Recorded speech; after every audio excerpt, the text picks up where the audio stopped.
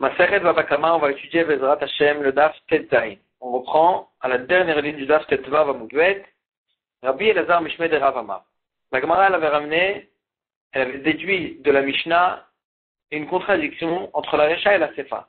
Dans la Recha, on avait déduit que ça va comme la vie de Rabbanan, qu'un dommage de Keren, si c'est fait dans la cour du Nizak, alors là, il paye Khati Nezek, il paye que la moitié du Nezek.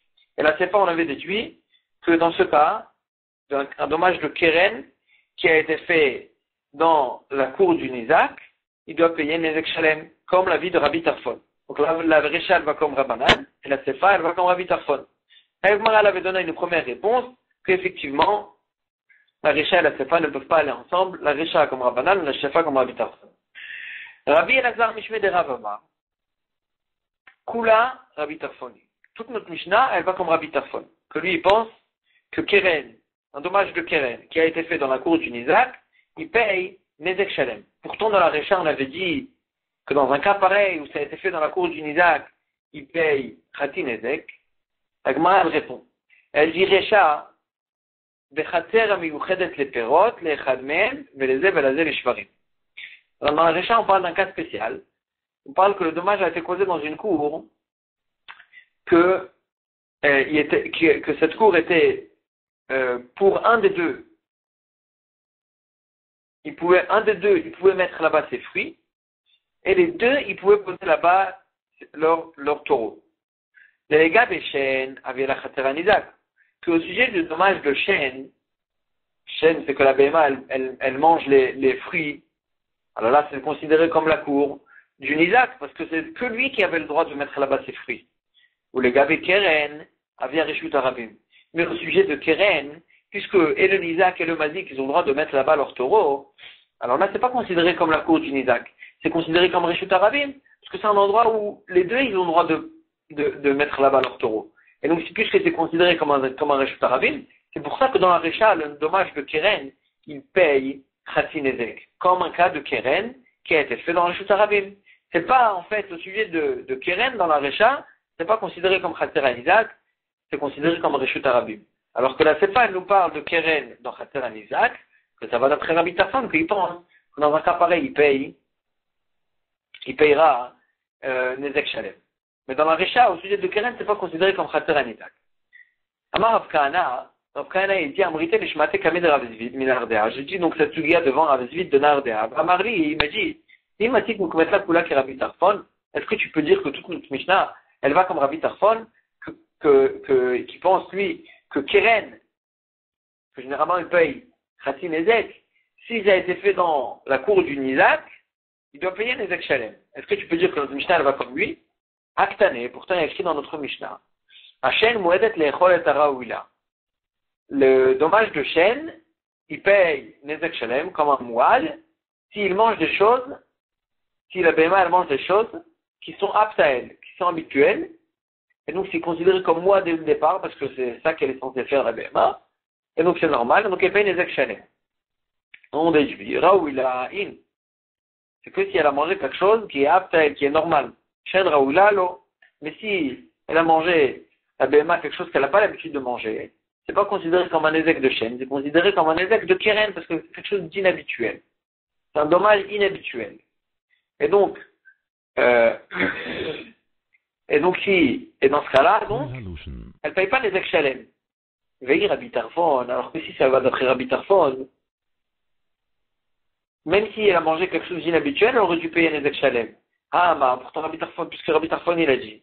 Mais Shune Keren B'Khatera Nizak, Nezek Shalem B'Shalem, que est différent le Keren, le dommage de Keren, s'il a été causé dans la cour du Nizak, il paye un Nezek Shalem, mais donc ici aussi, même si la Béma a mangé dans la cour du Nizak quelque chose qu'elle n'a pas l'habitude de manger, que c'est considéré comme un cas de Keren, puisque ça a été fait dans la cour du Nizak, elle doit payer un Nezek Shalem. Comme ça, hein, la Gemara, elle s'étonne, elle dit, tu peux pas dire ça d'après Rabbi Tarfon. Elle a l'Olam, tu es obligé de dire Rabbanani. Que toute nos Mishnah, elle va d'après Rabbanan, et donc un cas de Keren qui a été fait dans la cour du Nizak, aussi il paye Khati Nezek. Aussi il paye Khati Nezek. Ah, la Sefa, comment on s'arrange avec la Sefa? Il manque des mots dans la Mishnah et c'est comme ça qu'il faut lire la Mishnah. Il y a sortes de Nezakim, que c'est Tam. C'est considéré comme Tam, il paye Khatin Nezek, parce que c'est pas habituel. Veim Mouadou, mais si ils ont fait ça 3 fois, Khamishtan, ces 5 cas-là, Mouadim. Ils deviennent Mouad, et même sur ces sortes de Nezakim, ils payent Nezek Shalem. Veshen Veregel, Mouadim Mitchilatam, et Shen et Regel, ils payent Nezek Shalem dès le départ. Vechana Adatan, et où c'est considéré comme s'ils étaient Mouad, où ils payent Nezek Shalem dès le départ, mais Khatser Nizak, dans la cour du Nizak. Et donc on parle de Shen Veregel, c'est que dans le cas de Shen Veregel qu'on a dit qu'il faut que ce soit dans la cour du Nizak. Parce que dans Keren, qui paye Khatin Nezek, c'est même si c'était dans la cour du Nizak. Ce qu'on va d'après Ravana n'est pas d'après Rabbi Tarfon. Parce qu'il fait la Ravina. Ravina est l'objet. Aktane le Kaman. Il y a écrit dans notre Mishnah, par la suite, Shor Amazik, Birshut Anizak. Le taureau qui est en corne, qui en dommage, Birshut Anizak. Dans la cour du Nizak. Ketad. Et la Gemara, elle cherche le cas du taureau qui endommage dans la cour du Nizak. Et Amar Bishlema Ayreba, si tu dis que la Mishnah elle parle de ça, c'est pour ça que la Gemara elle essaye de trouver le cas de Reshut Nizak. Et là, il y a Amar Ayreba. Mais si on n'avait pas parlé de Reshut Nizak, juste on a dit que Shen Veregel il est chayav que dans Reshut Nizak, mais toute la Mishnah d'avant, elle ne parle pas de Reshut Nizak. Pourquoi la Gemara elle cherche un cas pareil? On n'a pas parlé de ça? Et là, Maravina, encore une fois, il manque des mots, c'est ça qu'il faut dire. Il y a 5 cas que la BMA, elle est Tama, elle paye Khatinezek. Vimoadou, et s'il a fait ça 3 fois, Khamishtan, Moadim. Ces 5 cas-là, s'il les a fait 3 fois, ça devient Moad, il paye Nezek Shalem. Les Shen Veregel, Moadim, Mitrilatam. Les Shen Veregel, ils sont Moadim, ils payent Nezek Shalem dès le départ. Vezeu Shora Moad, et maintenant on retourne sur toute la Mishnah et on dit c'est quoi ce Shora Moad? Veshora Mazik Birshut Tanizak. Excusez-moi, Vezeu Shora Moad, ça c'est Shora Moad. Donc Shora Moad, c'est où s'il a fait les cas inhabituels, il les a fait 3 fois, ou bien Shen Veregel, que dès le départ c'est Shora Moad. Et là, sur ça, la Gemara elle revient sur le principe de la Machloket. Veshora Mazik Birshut Tanizak, Machloket Rabbi Tarfon et Rabbanan. Un taureau qui est encore dans le Reshut Nizak, c'est la Machloket entre Rabbi Tarfon et Rabbanan, est-ce qu'il paye Khatin Nezek ou Nezek Shalem? Veyesh Moadim Achirim Kayotze Be'elu. La Gemara elle termine. Elle dit il y a des autres cas de Moad. Hazev, le loup, Vahari, et le lion, Vadov, l'ours, la Bardelas, et le Bardelas. La Gemara va expliquer c'est quoi. Vanamer et le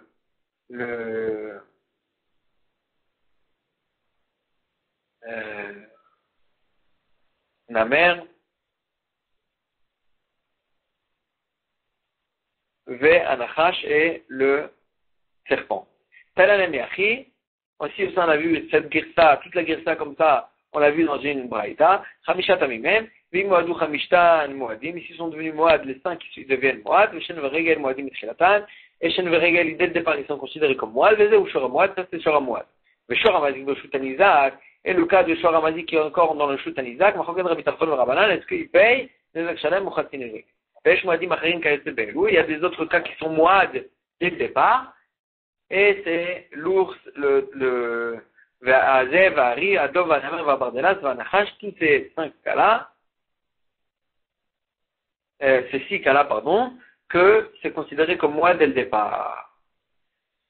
Ça c'est la girsa qu'on a. Ika de Ramula Mirman, qui disait certainement de Ravina, comment expliquer notre Mishnah, sous une autre façon, il présentait cette girsa de Ravina.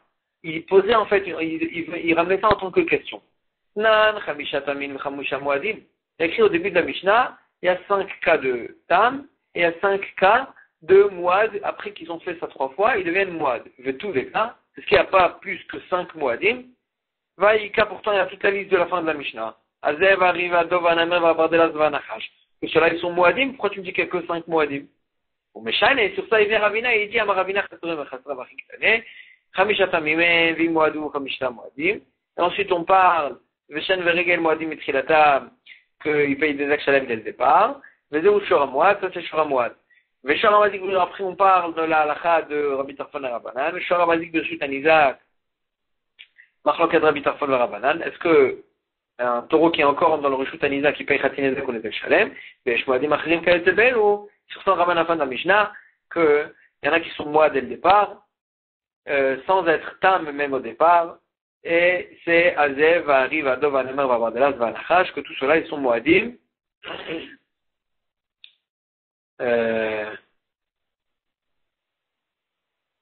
Ils sont moadim dès le départ. Donc en fait, on ramène la Girsa de Ravina à cause d'une autre question, pas la contradiction entre Rabbi Tarfon et Rabbanan. Mais en tous les cas, cette Girsa de Ravina, elle répond aussi à la contradiction sur la Recha et la Sefa, parce que la Recha, en fait, elle nous parle explicitement du fait que c'est une maroquette entre Rabbi Tarfon et Rabbanan d'après la Girsa de Ravina. Velo l'irbot. On avait vu dans la Mishnah que la BMA, elle n'a pas l'habitude de s'affaiser en fait sur des ustensiles et de casser comme ça des ustensiles. Elle ne s'affaise pas sur des choses. Et donc elle n'est pas mouédette de faire ça. Sauf si elle a fait ça 3 fois, que là elle devient mouad même dessus. Et moi, elle dit à Rabbi Elazar, Loshanuela Pachim Zolim. Elle n'a pas l'habitude de s'asseoir sur des grands ustensiles. Aval Pachim Ktanim, mais des petits ustensiles, c'est normal qu'elle le fait, et donc c'est moi, elle doit payer les Shalem dès le départ. L'Ema Messayel, la Gemara elle essaie de l'aider cet enseignement. Abema Mouedet Laner Kedarka, la BMA, elle est mouade sur le fait qu'elle marche normalement, ou le shaber ou le maïch ou le shaber ou le maïch est à Adam et à BMA et à Kelim. Et que, en marchant, elle casse et elle écrase des hommes, des animaux et des ustensiles. Ça, c'est normal qu'elle le fait. Et donc on voit que la Mishnah nous dit que c'est normal qu'elle casse des ustensiles, même s'ils sont grands. La Gemara dit Dilma Minatal. Peut-être que sur le côté, quand elle marche à côté d'un mur par exemple, et qu'il y a des ustensiles là-bas, alors là même si c'est des grands ustensiles, elle a l'habitude de les casser. Et pas de s'asseoir dessus. Que ça, c'est pas normal. Que si c'est des petits. Ikade Amre, il y en avait qui disaient, Amar Rabbi Elazar, Vatema, Pachim Gdolim, de la Vouchéou, Pachim Ktalim Vouchéou. Ne dis pas ça. Ne fais pas cette différence entre des grands ustensiles, que les grands ustensiles c'est pas normal et les petits ustensiles c'est normal. Elle a filou Pachim Ktalim Nami, la Vouchéou. Mais tu dois dire que même des petits ustensiles c'est pas normal. Au contraire, donc d'après cette Girsa, Rabbi Elazar il va plus loin. Il dit même des petits ustensiles c'est pas normal qu'elle s'assoie dessus. Mais tu vas sur ça en objecte, ou le maïch et Adam et Abema va tekel. Que c'est normal qu'elle écrase des hommes, des animaux et des ustensiles. Donc on voit que c'est normal qu'elle écrase des ustensiles. Rabbi Elazar, Dilma Minatad, sur ça Rabbi Elazar il vient répondre que peut-être que sur le côté, elle écrase même des petits ustensiles, que ça c'est normal. Mais de s'asseoir dessus, elle s'assoit elle s'assoit pas, même sur des petits. Il y en avait qui disaient ça sous forme de contradiction. Nan, velo lirbot, écrit dans la Mishnah qu'elle n'a pas l'habitude de s'asseoir sur des ustensiles. Va Tanya, pourtant il y a une braïta où le maïch est Adam et Abeva et Kelim. Qu'elle a l'habitude d'écraser des hommes, des animaux et des ustensiles. Rabbi Elazar, c'est l'avenir Rabbi Elazar, il dit, il faut faire la différence entre des grands ustensiles et des petits ustensiles. Les grands ustensiles, elle peut s'asseoir même, elle s'assoit pas dessus, elle n'a pas l'habitude de s'asseoir dessus, donc elle paye Khatim Nezek, mais les petits ustensiles, elle a l'habitude de s'asseoir dessus, et donc elle paye Nezek Shalem dès le départ. Azévari, on avait vu dans la Mishnah toute la liste des animaux qui dévorent, qui cassent, et ça c'est normal, ils sont moadim dès le départ. Maï Bardelas, un des animaux c'était le Bardelas. C'est quoi le Bardelas? Amar Rabbi Yehuda, Rabbi Yehuda a dit Nafraza. Maï Nafraza, c'est quoi Nafraza? Amar Rabbi Yosef, Apa. Rabbi Yosef il dit c'est Apa, c'est un Apa. Et Apa, c'est l'animal qui s'appelle Tsavoua. Tsavoua, c'est un très grand animal qui est dangereux. Et c'est de celui-là qu'on parle qu'il est moide dès le départ. Mais qui est comment tu peux dire que Bardella c'est Apa? Pourtant, Rabbi Meir, Omer, il y a une braïta qui continue qui dit que Rabbi Meir, il dit Afa Tsavoua, même le Tsavoua, c'est-à-dire que Tsavoua, c'est pas le Bardella. Le Tsavoua, c'est un rajout que Rabbi Meir rajoute sur la liste. Rabbi Elazar Omer, Afanachash, Rabbi Elazar il rajoute même le serpent. C'est-à-dire que Tsavoua, en tous les cas on voit que Tsavoua, c'est pas le Bardella. Rabbi Yosef il avait dit Tsavoua c'est Apa, Tsavoua c'est Apa, donc comment tu peux me dire que Bardella c'est Apa, et que Rabbi Meir il rajoute le tavoua, alors qu'on sait que le tavoua, c'est à part. On a dit l'okasha. Kalm tavoua zachar, kalm tavoua nekeva. Il y a deux sortes de tavoua. Il y a le mâle et il y a la femelle. Donc quand on a dit le bardéla, c'est le mâle, c'est un des deux. Et quand on a dit Rabbi Meir, il rajoute l'autre, c'est le deuxième. Détania. Comme on voit dans une braïta que c'est deux sortes différentes complètement. Tavoua zachar, que le tavoua, le mâle, le achar sheva shanim, après 7 ans, Naasa Atalef, il devient un Atalef. Atalef, c'est une sorte d'oiseau. Atalef, l'achar sheva shanim, Naasa Arpad, il devient un Arpad, c'est encore une autre sorte. Arpad, l'achar sheva shanim, après 7 ans, Naasa Kimosh, il devient encore une autre sorte de Kimosh. Kimosh, l'achar sheva shanim, Naasa Chouach, et après 7 ans, il devient un Chouach. Chouach, l'achar sheva shanim, Naasa Shed. Le Chouach, après 7 ans, il devient un Shindalet. Shidrosh et la dame, puisque la Gemara a ramené des sortes de choses qui se transforment, elle ramène aussi que la colonne vertébrale de l'homme, la Char Sheva Shanim, après 7 ans de sa mort, Naasa Nachash, il devient un serpent. Et la Gemara, elle dit, Va'anim, il est, tout ce qu'on a dit que la colonne vertébrale devient un serpent, c'est l'Okara Modim. C'est que sur une personne qui ne s'est pas prosterné à Modim, comme on voit dans la halakha qu'à Modim, il faut se prosterner jusqu'à que ressortent toutes les boules de la colonne vertébrale. Et donc, une personne qui se prosternait à Modim, sa colonne vertébrale, elle est sauvée, elle ne va pas devenir un serpent. Mais si c'est pas prosterné à Modim, après 7 ans, ça devient un serpent. Amarma. Rabbi Meir Omer a fait savoir. On vient d'amener une braïta, que Rabbi Meir rajoute sur la liste de ceux qui sont moadim dès le départ, il rajoute aussi le savoua. Rabbi Lazar Omer a fanachash. Rabbi Lazar il rajoute et il dit même le serpent, que celui-là aussi, il est moite dès le départ. Comment tu peux dire ça au nom de Rabbi Lazar? Pourtant on a dit Rabbi Lazar Omer, on a vu dans une Mishnah, Rabbi Lazar il dit Bizman Shen Bnei Tarbut Enan Moadim, que si on les a adoptés, on les a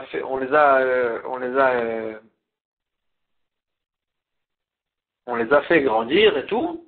Alors là, tout cela, même le lion, il n'est pas moide. Puisqu'on l'a dressé, il n'est pas moide. Mais le serpent, il est tout le temps moide. Comme ça, il pense Rabbi Lazar. Donc comment on peut dire que Rabbi Lazar, il nous dit Afa Nachash, aussi le Nachash. D'après Rabbi Lazar, c'est que le serpent qui est moide dès le départ. Agmara, il dit Leolam Tne Nachash. Il faut effacer le mot dans Rabbi Lazar, il faut effacer le mot Af. Rabbi Lazar Omer Na'a Nachash. C'est que le Nachash qui est moide dès le départ, mais les autres, si on les a dressés, ils ne sont pas moides. Alors Shmuel. Shmuel, il nous dit la chose suivante. Arrive le Reshut Arabim, un lion dans le Reshut Arabim. Daras ve'achal patou. Si il a dévoré et il a mangé un autre animal, il est patou. Pourquoi? Parce que c'est normal. Et donc, puisque c'est sa façon normale de manger, c'est considéré comme chêne. Ça rentre dans le cadre de chêne. Et chêne, si il y a eu le dommage de chêne dans le Reshut Arabim, on n'est pas tout. Taraf ve'achal chayav. D'abord il a tué l'animal et ensuite il l'a mangé, chayav. Ça c'est pas normal, c'est pas son habitude normale. D'habitude il dévore l'animal quand il est vivant encore. Et donc s'il a tué et ensuite il a mangé, puisque c'est pas un ézek normal, c'est qu'on ça rentre dans le cadre de keren. Et keren, dans le Reshut Arabim, il est chayav. Daras v'achal patour, la Gemara l'explique. Daras v'achal patour, s'il a dévoré quand il était vivant et il a mangé, il est patour. Pourquoi? Puisque c'est sa façon normale de manger. Avec les kémo chez Achla Perot Vera, quoi. C'est comme si elle avait mangé des fruits et des légumes. Et avec les chênes Reshut Arabim. Donc ça rentre dans le cadre de chêne, que Reshut Arabim, ou patour. Que si ça a été fait dans le Reshut Arabim, il est patour. Taraf, alors que s'il a dévoré, s'il a d'abord tué, et ensuite il a dévoré, et ensuite il a mangé l'animal, là c'est pas normal. Le lion, il mange l'animal quand il est vivant. Donc s'il a tué et ensuite il a mangé, là vous ne pas de façon normale. Et donc, c'est Keren. Keren dans le Rishut Arabim, il est Khayab. La Gemara a dit les mêmes rats, ça veut dire qu'il n'a pas l'habitude, le lion, de tuer et ensuite manger. Il mange l'animal quand il est vivant. Il le dévore de son vivant. C'est active. Pourtant, écrit dans le pasuk. Arié, Torres, Badegurota. Le lion, Torres, il tue pour donner à manger à ses enfants, à ses petits.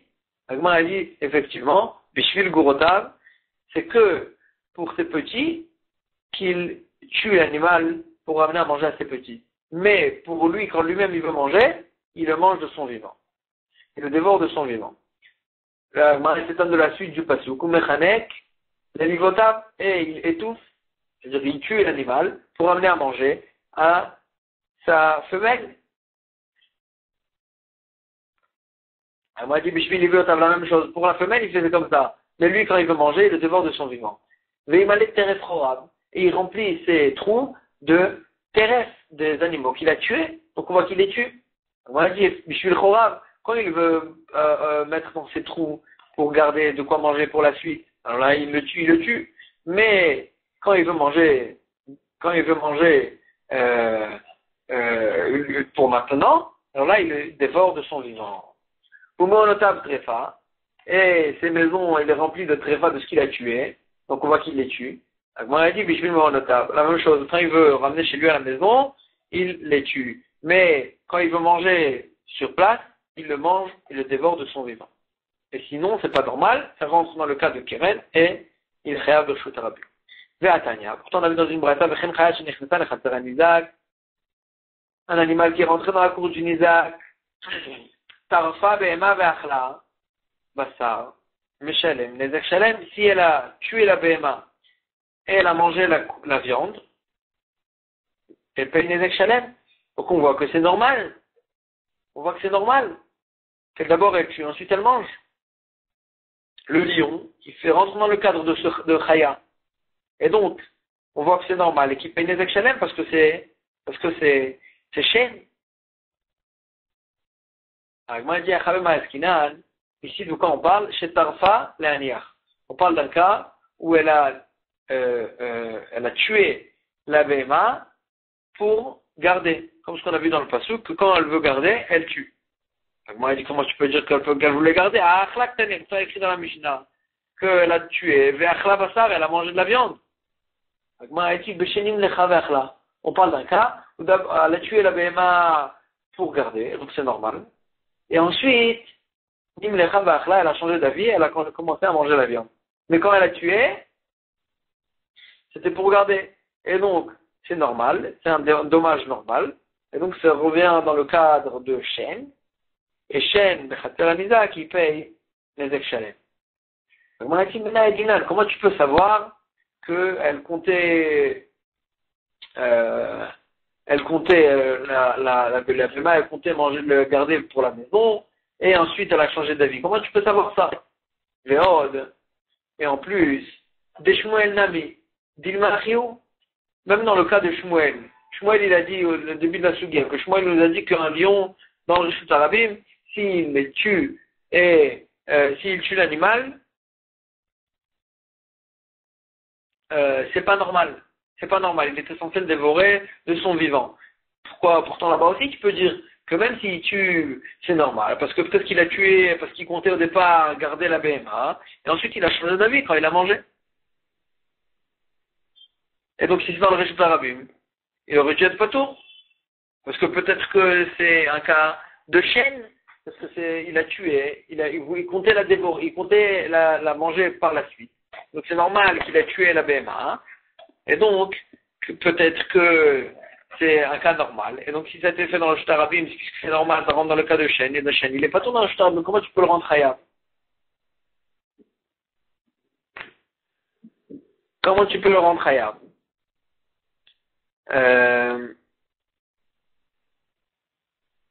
Amar Rav Nachman bar Yitzchak, il dit effectivement les titadim ktané. Quand on avait dit dans la Braïta, qu'on avait posé la question de la Braïta, on avait dit dans la Braïta que Tarfa Behema Vachla Basar, elle a tué une Behema et elle a mangé de la viande, c'est pas un seul et même cas.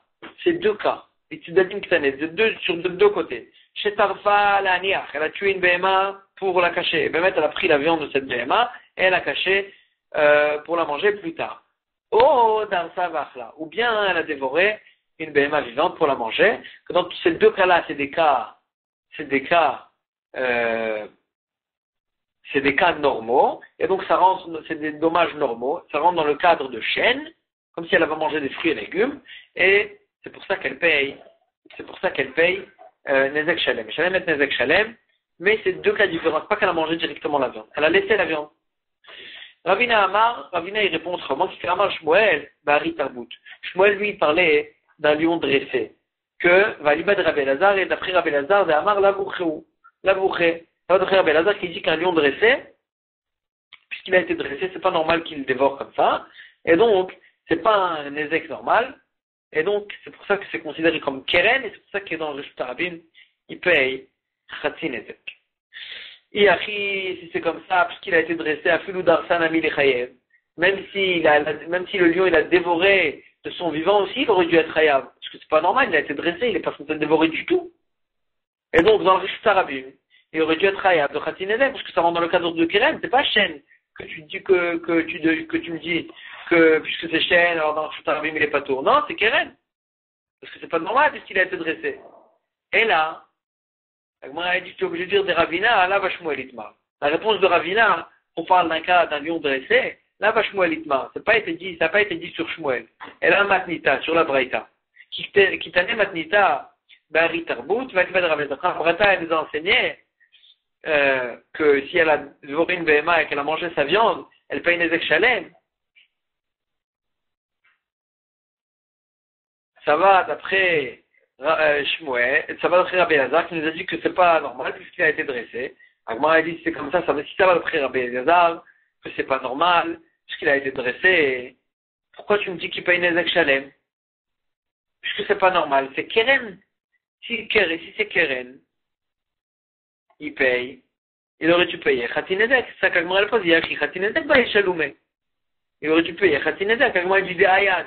On parle d'un cas où elle a fait déjà ça. Elle a déjà fait ça 3 fois. Donc il est devenu Moad, même ce lion dressé, il est devenu Moad.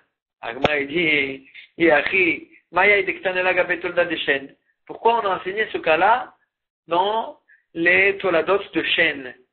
De Keren, on aurait dû enseigner ça dans Keren, et puisqu'il a fait 3 fois, il est devenu Moad, donc il paye ça, il paye Nezek Shalem. Mais ça rentre dans le cadre de Keren puisqu'il a été dressé. Alors là, c'est un dommage anormal, et donc ça rentre dans le cadre de Keren, pas dans le cadre de Shen. C'est vrai, la question elle est vraie, ça n'aurait pas dû être enseigné dans le cadre de Shen, puisqu'il a été dressé, c'est un cas anormal qu'il dévore, et donc ça aurait dû être enseigné dans le cadre de Keren, mais maintenant ça reste caché. Nouvelle Mishnah. Ma'aven tam le muad. Quelle est la différence entre le tam et le muad, mis à part la somme? Et la shatam meshalem nezek khati nezek migufo, ou muad meshalem nezek shalem minalia. Le tam, quand il paye khati nezek, il paye khati nezek de son corps lui-même, de sa propre valeur.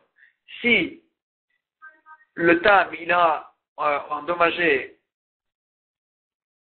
un taureau qui valait 200, que lui il doit payer 100, alors là, si lui-même il vaut 100, alors là il paye 100, Khati Nezek.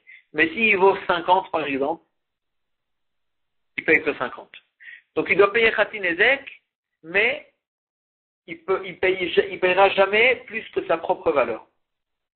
Même si ça sort moins que Khati Nezek. Alors que Mouad, mais Shalem Nezek Shalem Mina Aliyah. Alors que le Mouad il doit payer tout le Nezek, et Mina Aliyah des meilleurs de ses biens. Même si lui, il vaut moins que ça, que la valeur du Nezek qu'il a causé, il doit quand même payer le tout du Nezek et des meilleurs de ses biens. Maï Aliyah, qu'est-ce que ça veut dire Aliyah? Amar Rabbi Elazar, des meilleurs de ses biens. Ça, qu'est-ce que ça veut dire Aliyah? Des meilleurs de ce qui est en haut. Mais Chen ou Omer, ainsi on a trouvé ici dans le passage, Vaishkav Chizkiyahu Mavotav, Chizkiyahu il est niftar. Au sujet de Chizkiyahu Amelech, quand il est niftar, on a dit, Verishkav Chizkiyahu Amelech, il s'est couché avec ses pères, Vaïkberou, et ils l'ont enterré, Vemaalek, Kivrem le David, au meilleur de Kvarim, au meilleur des tombes des descendants de David Amelech. Vamar Rabbi Elazar, c'est quoi Bemaalek? Bemaalek, et c'est le Meulim Sheba Mishpacha. Ils l'ont enterré à côté des meilleurs de la famille de David. Umaïninou, c'est qui? David ou Shlomo. David ou Shlomo, et là-bas ils l'ont enterré. Vaïkberou, Bekimrota, Besharkara, l'Obeir David, et ils l'ont enterré dans ces tombes qu'il s'est creusé dans la ville de David, Vashkivu, Bemishkav, et ils l'ont couché dans une tombe, Asher Malé Bessamim Vezanim, qui était pleine de Bessamim Vezanim, de bonnes odeurs, Vezanim. Maï Bessamim Vezanim, qu'est-ce que ça veut dire des Bessamim Vezanim? C'est quoi Zanim? Amar Rabbi Elazar Omer, Zine, plein de sortes de Bessamim, de bonnes odeurs, c'est ça que ça veut dire Vezanim. Zan, Milachon, Zan, ça veut dire plusieurs sortes. Rabbi Shmuel ben Nachmani Omer, Rabbi Shmuel ben Nachmani il dit, Bessamim, c'est quoi la meriach baem bali des ima? C'est quoi Zine? C'est Milachon Znut. C'est des encens, c'est des parfums qui étaient tellement forts que tout celui qui les sentait, il en arrivait à faire zima, à faire znut. C'est ça qu'on dit zine. Kikarou shucha de l'akdeni. Ce passage qui parle de Yirmiyahu Hanavi, que Yirmiyahu Hanavi,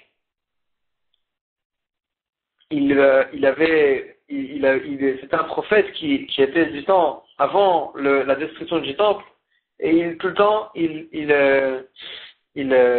faisait des torts au peuple d'Israël, et Yirmiyahu il se plaint, il dit les gens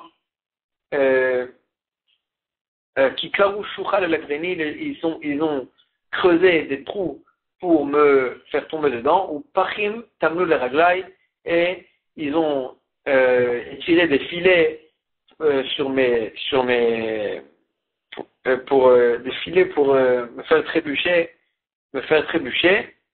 Et qu'est-ce que ça veut dire? Rabbi Elazar il explique, il dit Shechashdu Mizona. Ils ont fait sortir un col, une voix comme quoi lui Yirmiyahu Hanavi Chas v'Shalom il est allé avec une zona.